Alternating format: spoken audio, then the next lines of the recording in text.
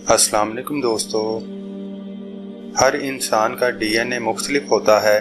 DNA test के मदद से इंसान के बारे में मुकम्मल मालूमात हासिल की जा सकती हैं। डीएनए क्या है?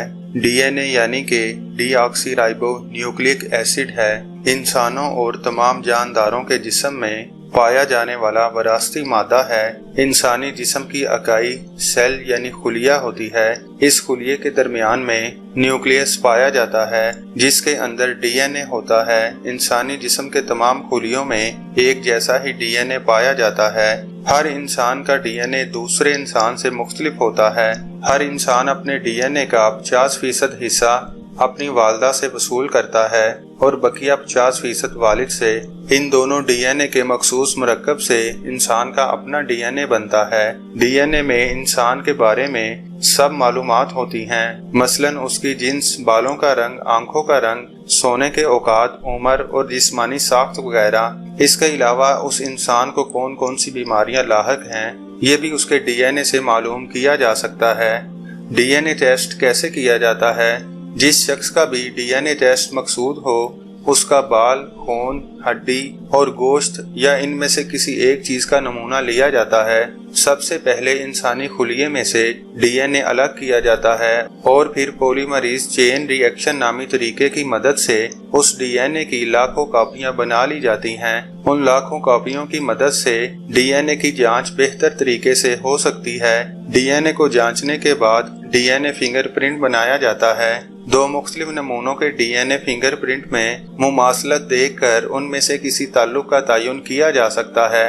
हादसात की सूरत में जब लाश की शनाख्त बिल्कुल नामुमकिन हो तब डीएनए के जरिए ही शनाख्त अमल में लाई जाती है। डीएनए टेस्ट की मदद से जांचा जाता है कि उस लाश का डीएनए किस खानदान से मिल रहा है। डीएनए में मौजूद जेनेटिक कोड के तकाबली जांच से मालूम किया जा सकता है कि दो मुख्तलिफ अशखास में से कोई खूनी रिश्ता है या नहीं। इसीलिए झुलसी हुई या नाकाबिले शनाख्त लाशों के डीएनए नमूने लेकर दावेदार लवाहकीन के नमूनों से मिलाए जाते हैं। अगर जेनेटिक कोड एक जैसे हों तो खूनी रिश्ता साबित हो जाता है और लाश लवाहकीन के हवाले कर दी जाती है।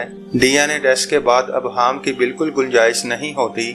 पाकिस्तान में फोरेंसिक लैब, फोरेंसिक साइंसदान और माहिर अमले की कमी के बाइस इस टेस्ट को अंजाम देने में काफी मुश्किलात का सामना रहता है और इसको मुकम्मल होने में हफ्ता भी लग जाता है।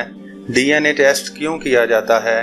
वल्दियत साबित करने के लिए। अगर ये जानना हो कि किसी इंसान के हकीकी वालिदैन कौन हैं तो उस इंसान का वल्दियत का दावा करने वालों के साथ डीएनए मैच करके देखा जाता है। अगर दोनों के डीएनए मुमासलत हो तो वल्दियत का दावा दुरुस्त करार पाता है। मुजरिम की शनाख्त के लिए डीएनए की मदद से मुजरिम की शनाख्त भी आसानी से की जा सकती है। अगर जाए वकूअ से मुजरिम का बायोलॉजिकल नमूना मिले तो उसका डीएनए हासिल करके मुकम्मल रिपोर्ट मुरतब कर ली जाती है।